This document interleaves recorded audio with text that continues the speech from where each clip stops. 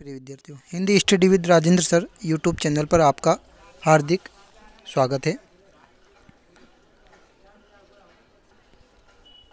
पहले सामाजिक की वीडियो के बाद अब पार्ट नंबर 2 में कृषि टॉपिक से हम स्टार्ट करने जा रहे हैं। चलो बिना देरी किए हुए स्टार्ट करते हैं। यदि आपने हमारे चैनल को पहली बार विजिट किया है तो चैनल को लाइक करें और सब्सक्राइब करें और अधिक से अधिक शेयर करें।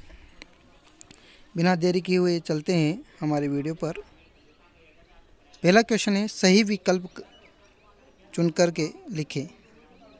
तो सही विकल्प की बात करें तो सबसे पहला क्वेश्चन है अपना, निम्नलिखित में से कौन सी उस कृषि प्रणाली को दर्शाता है जिसमें एक ही फसल लंबे चौड़े क्षेत्र में उगाई जाती है। बताइए आप, आंसर कौन सा होगा इसका आंसर होगा बागाती कृषि। अगला क्वेश्चन है, निम्नलिखित में से कौन सी रबी की फसल है। एक तो रबी की होती है, एक खरीफ की होती है। तो रबी की फसल कौन सी है, मतलब जो सर्दियों में आती है। तो अभी कौन सी फसल आ रही है, गेहूँ। तो रबी की फसल कौन सी होगी। बाकी जो ये फसलें हैं वो कौन सी होगी, सभी खरीफ की फसल होगी। ठीक है, आगे चलते हैं।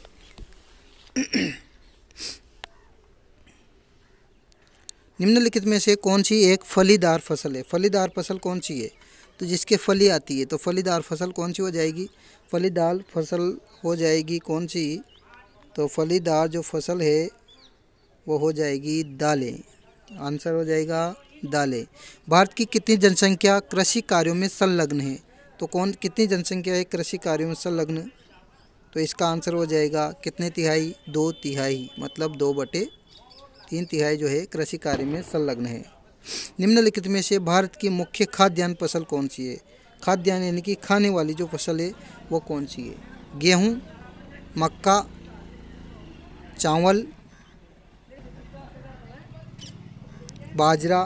तो कौन सी फसल है जो खाद्यान्न के रूप में उगाई जाती है।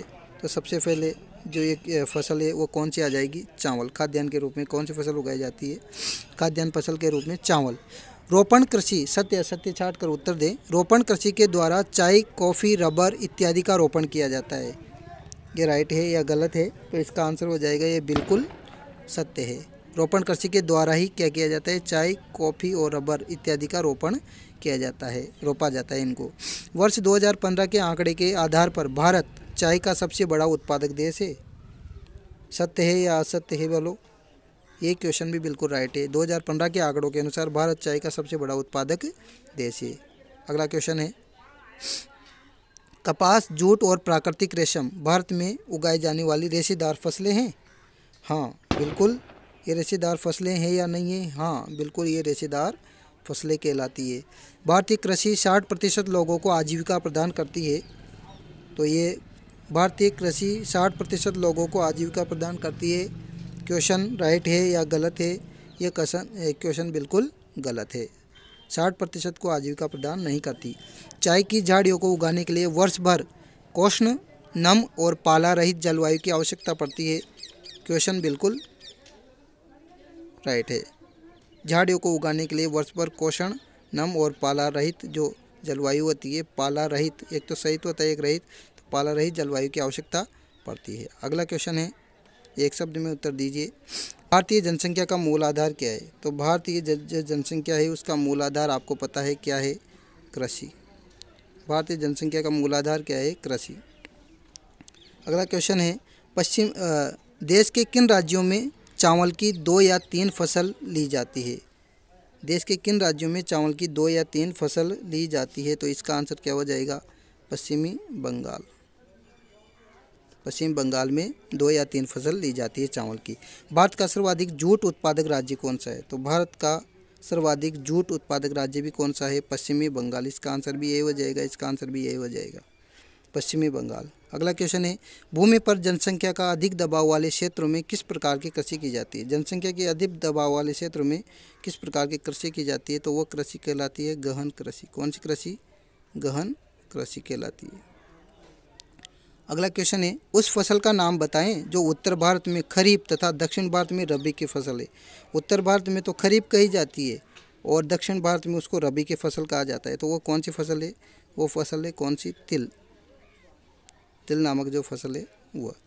अगला क्वेश्चन है, अगला टॉपिक खनिज तथा ऊर्जा संसाधन में से इम्पोर्टेंट क्वेश्चन है, सही विकल्प चुनकर लिखिए। तो फर्स्ट क्वेश्चन है इसका, फर्स्ट क्वेश्चन आता है निम्नलिखित में से अधात्विक खनिज है, तो अधात्विक खनिज कौन सा है? जिसमें धातु नहीं होती, तो अधात्विक खनिज कौन सा है? अभ्रक। बाकी सब में क्या पाई जाती है? धातु पाई जाती है। मैग्नीज का उत्पादन किस राज्य में सबसे अधिक होता है? तो मैग्नीज की बात करें तो मैग्नीज का उत्पादक जो राज्य है सबसे ज़्यादा किस में होता है? ओडिशा में सबसे ज़्यादा पाया जाता है मैग्नीज। अगला क्वेश्चन है देश का लगभग 52% तांबा कौन सा राज्य उत्पादित करता है? तो देश का लगभग 52% जो तांबा है वह मध्य प्रदेश राज्य उत्पादित करता है। अगला क्वेश्चन है निम्नलिखित में से कौन सा कोयले का प्रकार है जिसका वाणिज्य प्रयोग अधिक किया जाता है? वाणिज्य का मतलब होता है व्यापार। क्या होता है? व्यापार। व्यापार में अत्यधिक प्रयोग जिसका किया जाता है वो कौन सा कोयला है? तो व्यापार के लिए जो कोयला है वह सबसे ज़्यादा कौन सा कोयला होता है? बिटुमिन्स। एंथ्रेसाइट सबसे उच्च क्वालिटी का कोयला होता है ना, और पीट सबसे निम्न क्वालिटी का कोयला होता है। जबकि अपना आंसर क्या है? व्यापार के लिए तो बिटुमिन्स, ये बिल्कुल राइट है आंसर। निम्नलिखित में से कौन सा ऊर्जा का नवीनीकरण स्रोत नहीं है? नवीनीकरण जो स्रोत है वो कौन सा नहीं है? तो नवीनीकरण स्रोत कौन सा नहीं है? आणविक। आणविक ऊर्जा दोबारा नहीं बना जा सकती। जल से विद्युत ऊर्जा बनाई जा सकती है, सौर ऊर्जा बनाई जा सकती है, पवन ऊर्जा भी बनाई जा सकती है, लेकिन आणविक ऊर्जा नहीं बनाई जाती। तो अपना आंसर हो जाएगा आणविक ऊर्जा। आगे चले, रिक्त स्थानों की पूर्ति करें। भारत का सबसे अधिक पेट्रोलियम उत्पादक देश, अगर बात करें तो भारत का सबसे अधिक पेट्रोलियम उत्पादक कौन से क्षेत्र से प्राप्त होता है? तो उत्पादक की बात करें तो यह जो है मुंबई क्षेत्र से प्राप्त होता है। कौन से क्षेत्र से? मुंबई क्षेत्र से। मुंबई क्षेत्र से ये प्राप्त होता है। भारत का सबसे बड़ा सौर ऊर्जा संयंत्र कहाँ स्थित है? तो अगर बात करें भारत का सबसे बड़ा जो सौर ऊर्जा संयंत्र है वो कहाँ पर स्थित है? तो यह जो है भुज के निकट, सौर ऊर्जा जो संयंत्र है वह सबसे ज़्यादा कहाँ पर स्थित है? भुज के निकट। बताएं कहाँ पे है? माधोपुर।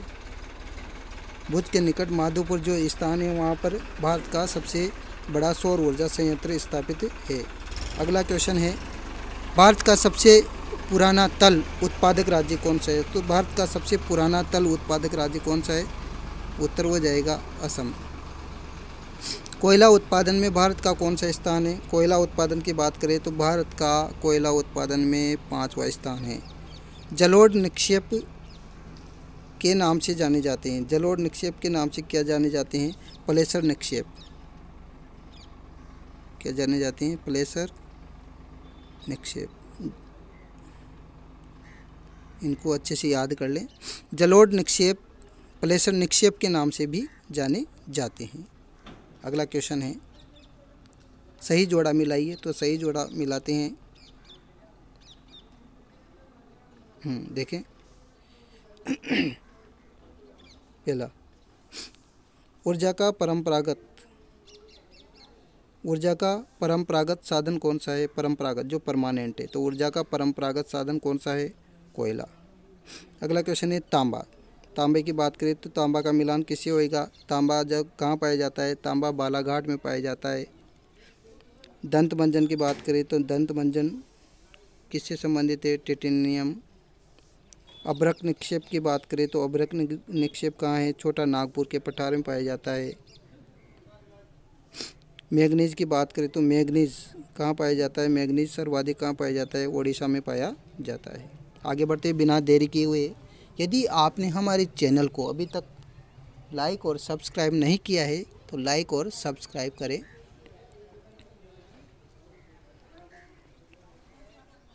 सत्य असत्य, अगला क्वेश्चन है सत्य और असत्य प्रश्न। तो सत्य असत्य पे चलते हैं। भारत में 98% कोयले के भंडार गोंडवाना युग के हैं।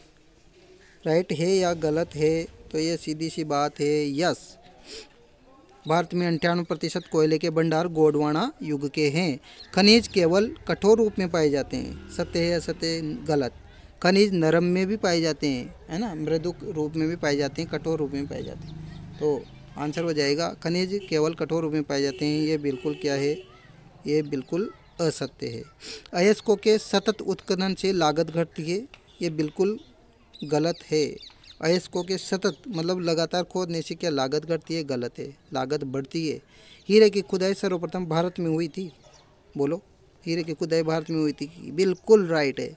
हीरे की खुदाई कहाँ पर हुई थी? हीरे की खुदाई भारत में हुई थी। आगे चलते हैं, एक शब्द में उत्तर देना है। भारत किस देश को सर्वाधिक लौह अयस्क निर्यात करता है? तो भारत किस देश को सर्वाधिक लौह अयस्क निर्यात करता है? बोलो, आंसर क्या हो जाएगा? पता हो तो बताएं आप लोग, क्या होगा? अपने माइंड में स्टोर करें। वह देश है कौन सा? जापान। जापान जो देश है उसको भारत सर्वाधिक लोहा निर्यात करता है, देता है। चूने के पत्थर का सबसे अधिक उपयोग किस उद्योग में होता है? तो चूने के पत्थर का सबसे अधिक उपयोग कौन से उद्योग में होता है? कौन से उद्योग में होता है? सीमेंट उद्योग में। सीमेंट उद्योग में सर्वाधिक इसका उपयोग होता है। भारत का प्रथम परमाणु ऊर्जा केंद्र कौन सा है? बहुत ही इंपॉर्टेंट क्वेश्चन। तो भारत का प्रथम परमाणु ऊर्जा, इंपॉर्टेंट क्वेश्चन है। भारत का प्रथम परमाणु ऊर्जा केंद्र कौन सा है? तो भारत का प्रथम परमाणु ऊर्जा केंद्र कौन सा है?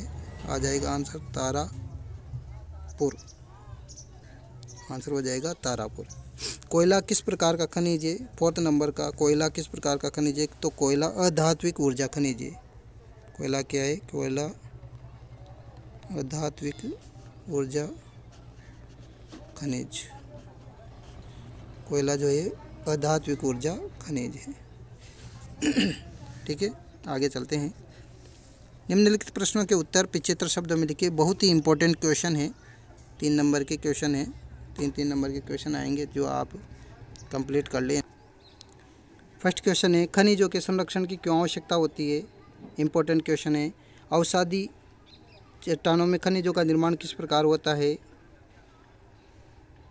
अगला क्वेश्चन है, कौन कौन से खनिज दंतमंजन में सहायक होते हैं? भारत में खनिज संसाधनों के संरक्षण के कोई 3 उपाय लिखिए। परंपरागत ऊर्जा तथा गैर परंपरागत ऊर्जा के स्रोत में कोई 3 अंतर लिखिए। ताप विद्युत और जल विद्युत में कोई 3 अंतर स्पष्ट कीजिए। अगला क्वेश्चन है, खनिज क्या है? और 8वां क्वेश्चन है, लौह और अलोह खनिज में कोई 3 अंतर बताइए। मैग्नीज के क्या उपयोग हैं? इसके प्रमुख उत्पादक राज्य और इनकी हिस्सेदारी प्रतिशत में अंतर बताइए। ठीक है, मानचित्र आधारित जो प्रश्न है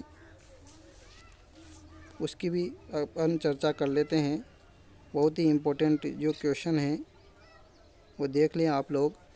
मानचित्र में इस प्रकार के जो क्वेश्चन हैं उनको कंप्लीट रखें आप लोग, है ना।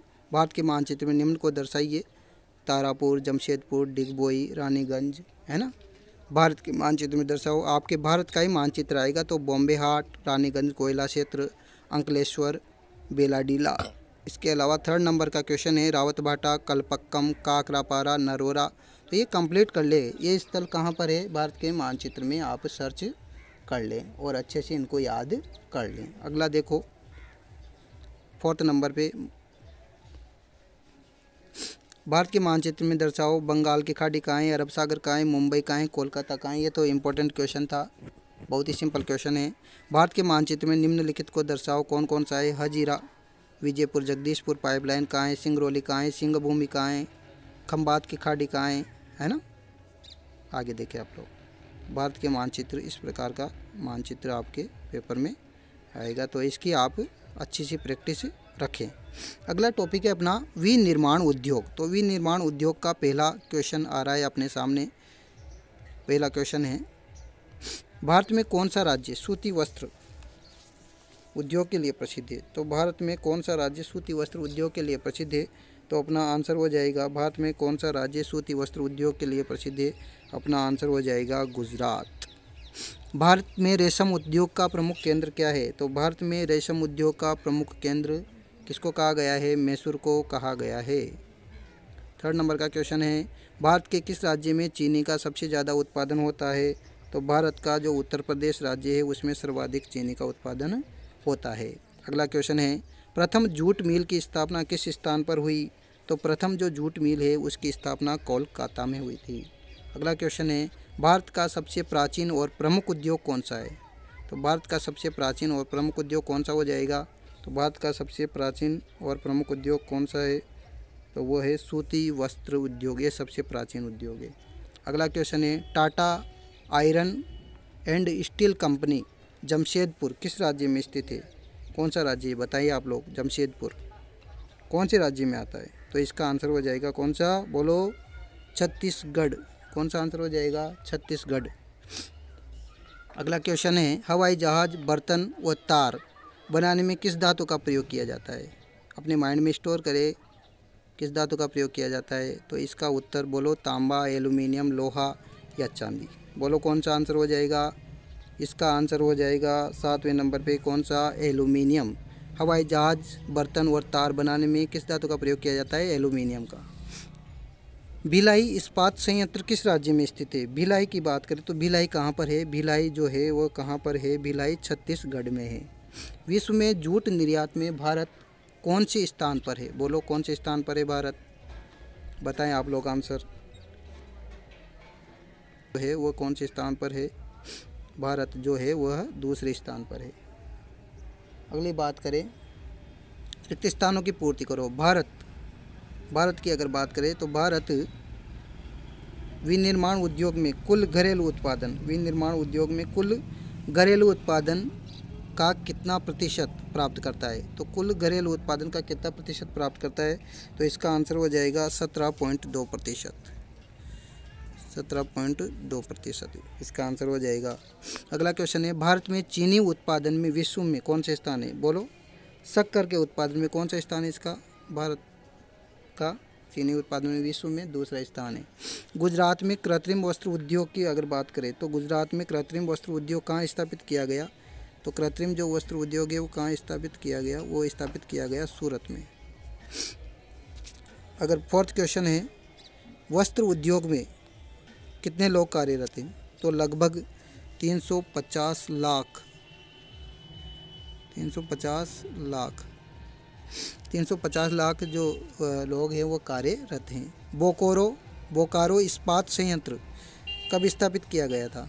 तो बोकारो इस्पात संयंत्र जो था सन 1972 में स्थापित किया गया था। सन 1972 में स्थापित किया गया था। आगे चलते हैं, सही जोड़े का मिलान करना है। तो देखो आप लोग, सही जोड़े का मिलान करना है। तो सही जोड़े में आप लोग देखें, पहला ऑल इंडिया लिमिटेड की बात करें तो ऑल लिमिटेड किससे संबंधित है? तो ऑल इंडिया जो लिमिटेड है वो संयुक्त उद्योग से संबंधित है। ठीक है। उसके बाद बजाज ऑटो लिमिटेड किससे संबंधित है? यह एक बजाज ऑटो लिमिटेड जो है वो निजी उद्योग से संबंधित है। अगला है कृषि आधारित उद्योग किससे संबंधित है? कृषि आधारित जो उद्योग है वह सूती वस्त्र उद्योग से संबंधित है। अगला क्वेश्चन है सीमेंट उद्योग किससे संबंधित है? तो सीमेंट जो उद्योग है वह चूना पत्थर से संबंधित है ना। अगला क्वेश्चन है वायु प्रदूषण। तो वायु प्रदूषण किससे संबंधित है? तो वायु प्रदूषण कार्बन मोनोऑक्साइड से संबंधित है। इससे होता है सबसे ज़्यादा वायु प्रदूषण। ठीक है, बिना देरी के हुए आगे चलते हैं। नेक्स्ट क्वेश्चन है सत्य असत्य छाटो। पहला क्वेश्चन, फर्स्ट क्वेश्चन है, ध्यान दें, टिस्को एशिया महाद्वीप का सबसे बड़ा इस्पात कारखाना है? सत्य है या असत्य? हाँ, टिस्को है, राइट है। कृषि और उद्योग एक दूसरे के पूरक हैं? बिल्कुल राइट है। तृतीयक कार्यों में लगे व्यक्ति कच्चे माल को परिष्कृत वस्तुओं में परिवर्तित करते हैं। अगर क्वेश्चन हो गया कि तृतीयक कार्यों में लगे व्यक्ति कच्चे माल को परिष्कृत वस्तुओं में परिवर्तित करते हैं, आंसर राइट है या गलत है? बिल्कुल गलत है, ये दोनों राइट है। भारत जापान को सूत निर्यात करता है, आंसर राइट है या गलत है? तो भारत जापान को सूत निर्यात करता है, बिल्कुल राइट है। सार्वजनिक क्षेत्र का उद्योग Tata iron and steel company यानी टिस्को है। सार्वजनिक क्षेत्र का है क्या टिस्को? गलत, नहीं है। अगला क्वेश्चन है भारत में चीनी की मिलें सबसे अधिक उत्तर प्रदेश राज्य में स्थित है। छठा क्वेश्चन है, भारत में सबसे अधिक चीनी मिलें अत्यधिक उत्तर प्रदेश राज्य में स्थित है। बिल्कुल राइट है, उत्तर प्रदेश में है। उर्वरक बनाने के लिए कच्चा माल लोहा, अयस्क, कोयला और चूना का उपयोग किया जाता है। बिल्कुल गलत है। उर्वरक बनाने के लिए कच्चा माल लोहा, अयस्क का थोड़ा प्रयोग किया जाता है। ठीक है, आगे चलते हैं। एक शब्द में उत्तर देना है, ध्यान दें। स्वामित्व के आधार पर उद्योगों को कितने भागों में बांटा गया है? तो स्वामित्व के आधार पर उद्योगों को, पहले भी क्वेश्चन आ चुका है, 4 भागों में बांटा गया है। आधारभूत उद्योग किस उद्योग को कहते हैं? आधारभूत जो उद्योग है वो किस उद्योग को कहते हैं? आधारभूत जो उद्योग है वो कौन सा उद्योग है? लोहा उद्योग, लोहा इस्पात उद्योग। कौन सा उद्योग है? लोहा इस्पात उद्योग, लोहा इस्पात उद्योग। आगे अगला क्वेश्चन है, सूती वस्त्र निर्माण उद्योग के कोई 2 प्रमुख शहरों के नाम लिखो। कौन कौन से 2 प्रमुख शहर हैं? यहाँ पे लिख देता हूँ मैं। एक तो है अहमदाबाद, एक तो है अहमदाबाद, समझ जाना आप, और एक है मुंबई। मुंबई, एक तो है अहमदाबाद और एक है मुंबई, इसका है दूसरे वाले का। सूती वस्त्र निर्माण उद्योग के कोई 2 प्रमुख शहरों के नाम लिखो। तो एक तो है अहमदाबाद और एक है मुंबई। किस शहर को भारत का मैनचेस्टर कहा जाता है? ये तो आपको पता ही होगा, बहुत ही इंपॉर्टेंट क्वेश्चन है। भारत का कह रहा है ये, राजस्थान का नहीं कह रहा। राजस्थान का तो भीलवाड़ा है, और भारत का मैनचेस्टर कौन सा हो जाएगा? बोलो कौन सा हो जाएगा? भारत का जो मैनचेस्टर है, चौथे नंबर का जो आंसर है वो क्या हो जाएगा? अहमदाबाद। कौन सा है? अहमदाबाद। अहमदाबाद को जो है भारत का मैनचेस्टर कहा जाता है। ठीक है, आगे चलते हैं। तो मैनचेस्टर किसको कहा जाएगा? मैनचेस्टर कहा जाएगा, किसको कहा जाएगा भाई? अहमदाबाद। अहमदाबाद भारत का मैनचेस्टर अहमदाबाद, और राजस्थान का भीलवाड़ा, वस्त्रों की नगरी। ठीक है, आगे चलो। स्वामित्व के आधार पर उद्योगों का वर्गीकरण करो। ये एक क्वेश्चन है, आपको टिक लगाने हैं।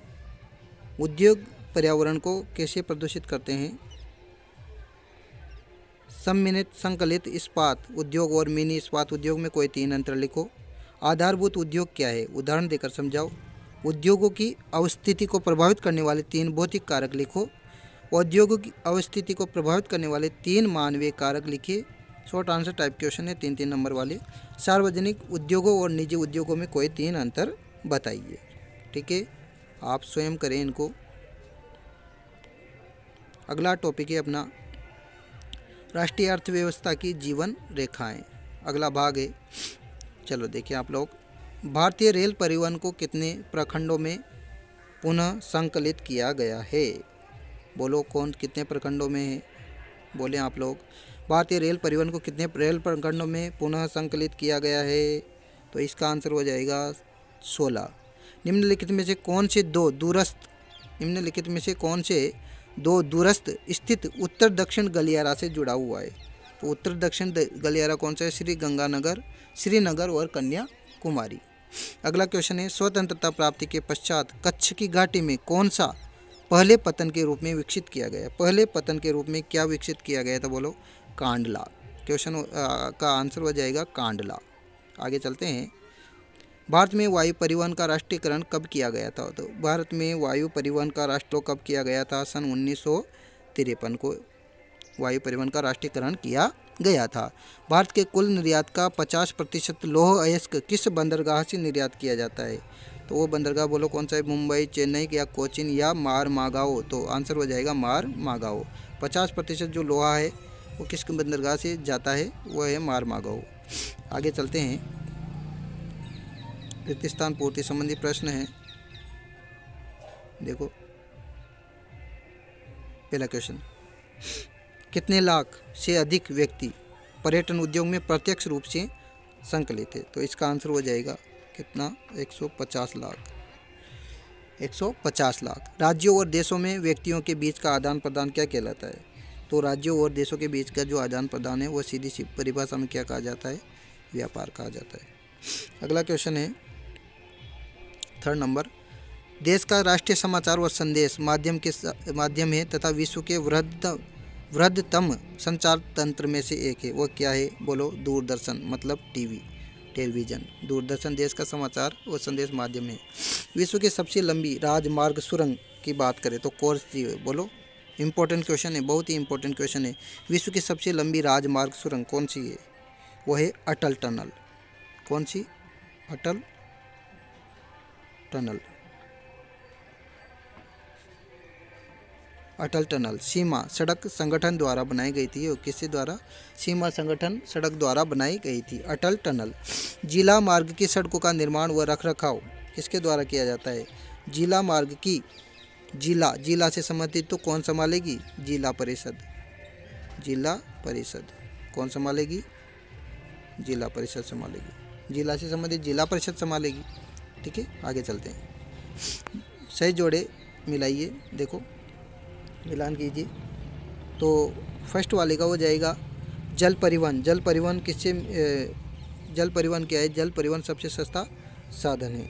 अगला क्वेश्चन है स्वर्णिम चतुर्भुज क्या है? स्वर्णिम चतुर्भुज एक महाराजमार्ग है। देश की पहली रेलगाड़ी की अगर बात करें तो देश की पहली रेलगाड़ी सन 1853 में शुरू की गई थी। राजमार्गों का निर्माण क्या कहलाता है बोलो? राजमार्गों का निर्माण क्या कहलाता है? राजमार्गों का जो निर्माण है वह लोक निर्माण विभाग के द्वारा किया गया। राजमार्गों का निर्माण कौन करता है? लोक निर्माण विभाग यानी कि PWD करता है। आगे अगला क्वेश्चन है सत्य असत्य जो है उत्तर देना है। सत्य असत्य देखें। मुंबई एक वृहद पतन है।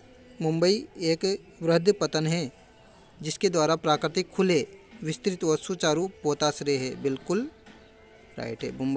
मुंबई एक वृहद पतन है। डिजिटल भारत एक ज्ञान आधारित परिवर्तन के लिए भारत को तैयार करने का एक विशाल कार्यक्रम है। बोलो है या नहीं है? बिल्कुल है डिजिटल भारत। कांडला बंदरगाह एक ज्वारीय पतन है। बिल्कुल राइट है। कांडला बंदरगाह एक ज्वारीय पतन है। भारत विश्व के सर्वाधिक सड़क जाल वाले देशों में से एक है। बिल्कुल राइट है। सड़क जाल सबसे ज़्यादा सड़क भारत में बिछाई गई है। पाइपलाइन बिछाने की प्रारंभिक लागत कम होती है। ये तो बिल्कुल गलत है। सबसे ज़्यादा लागत होती है पाइपलाइन बिछाने की, तो कम तो ये बिल्कुल गलत है। आगे चलते हैं। एक शब्द में उत्तर देना है। देश का कितने प्रतिशत व्यापार समुद्र द्वारा होता है? बोलो कितने प्रतिशत व्यापार होता है? तो देश का लगभग कितने प्रतिशत व्यापार, सबसे सस्ता जल मार्ग है ना, तो इस वजह से 95% व्यापार जो है समुद्रों के द्वारा होता है। पूर्वी तट के साथ तमिलनाडु में दक्षिण पूर्वी छोर पर कौन सा पतन है? दक्षिणी पूर्वी छोर की बात कर रही है। तो दक्षिणी पूर्वी छोर की बात करें तो ये कौन सा है? तूतीकोरन।